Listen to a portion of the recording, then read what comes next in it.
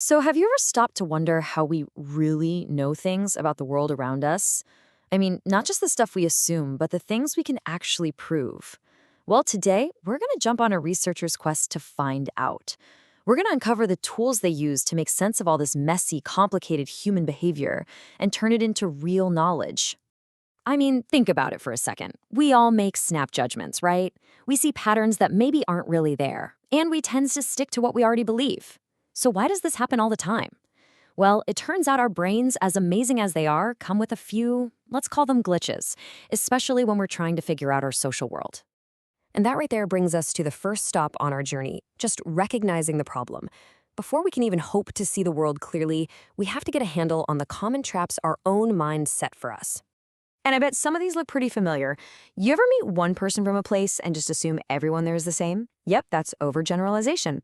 Or how about only clicking on news stories that you know are going to confirm what you already think? That's selective observation. Look, these aren't character flaws. They're just mental shortcuts our brains take to deal with a super complicated world. For centuries, we mostly just relied on tradition or what some authority figure told us to explain how things worked. But as our societies got bigger and way more complex, those old ways just weren't cutting it anymore. To tackle huge problems like poverty or crime, gut feelings weren't going to work. We needed a better system, a really structured method to get past our own biases and see things as they actually are. And that system? Well, that became what we now call social science. This was basically the call to adventure for researchers, a whole new field designed specifically to correct our flawed everyday thinking and give us a more reliable way of knowing about our social world. And right from the get-go, two really powerful but different ideas popped up. You had Emile Durkheim, who kind of looked at society from the outside in. He saw these invisible but powerful social facts, things like the economy or the law, that shape our lives, almost like gravity. But then you had Max Weber, who said, whoa, hold on, we have to look from the inside out. He focused on social action, arguing that to really get what's going on, you have to understand why people do what they do, the personal meanings behind their actions.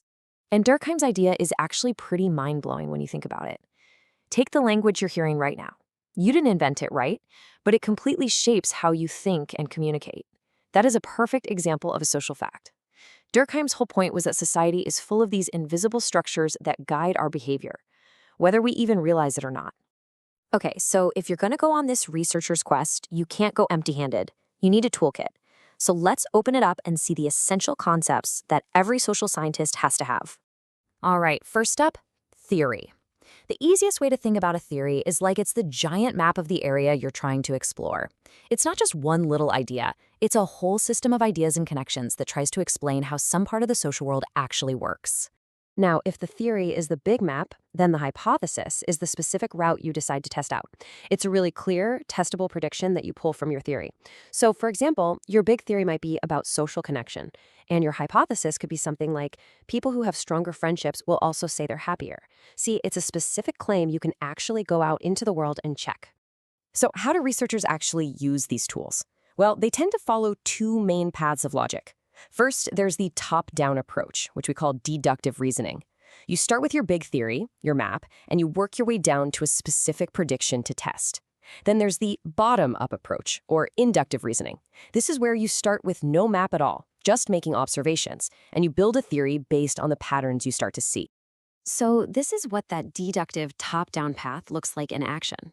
You start big with the general theory, you narrow it down to a very specific hypothesis, and then you go out and collect data to see if you were right. This is really the classic path of scientific testing. And here's the complete flip side, the inductive, bottom-up path. Here, you're starting with your feet on the ground, just making specific observations. You start to notice a pattern, maybe something you totally didn't expect. From those patterns, you build up towards a bigger, more general theory. This is the logic of pure discovery. Okay, our toolkit is packed. We know the paths we can take. So what does the actual quest look like from start to finish? Let's walk through this step-by-step journey of a real social research project. Almost every research project follows this same basic roadmap. It all kicks off with that spark of curiosity, a question or a problem. From there, the researcher basically becomes a detective.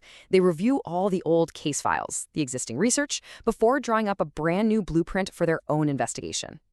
Only then do they go out, gather their evidence, analyze it for clues, and finally present their case. And this is so, so important. Great research never just happens in a vacuum. It always starts with a really sharp, focused question and then a deep dive into what other researchers have already discovered. By doing that literature review, you get to, stand on the shoulders of giants and find that one little gap in our knowledge that your work can fill. But honestly, this next stage, the methodology, is probably the most critical part of the whole shebang. This is the blueprint for your entire study. How are you going to design it? Who are you going to study? What tools, like surveys or interviews, are you going to use?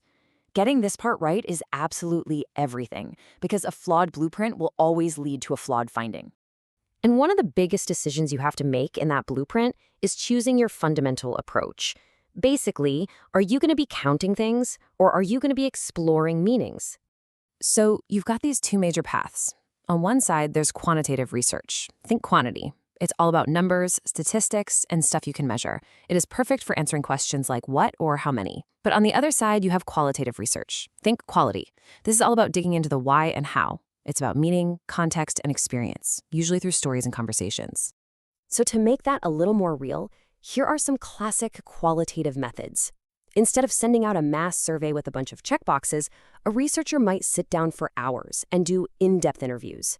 Or they might actually become part of a community to observe it from the inside. These methods get you that rich, detailed data that numbers alone just can't give you. Okay, we've seen the tools, we've walked through the steps of the quest, but let's get down to it. Why does any of this matter if you're not an academic researcher? How does this affect your life? Honestly, it means everything. Every single day, we are just bombarded with information. Polls telling us who's going to win an election, studies about what coffee does to our bodies, news reports throwing data at us. Understanding this process gives you a toolkit for critical thinking. So the next time you see a headline that says, "A new study proves," you can stop and ask, okay, what was their methodology? Who did they actually talk to? Was it a giant quantitative survey of thousands or a deep qualitative study of just a few people? This makes you a way more informed, more empowered person. And that is the real takeaway here. This isn't just some dusty academic exercise.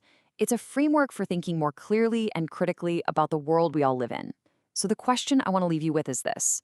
Now that you know the method behind the knowledge, what will you start to question? Thanks for joining me for this explainer. It was based on the course guide for Methods of Social Research from the National Open University of Nigeria. We'll catch you on the next one.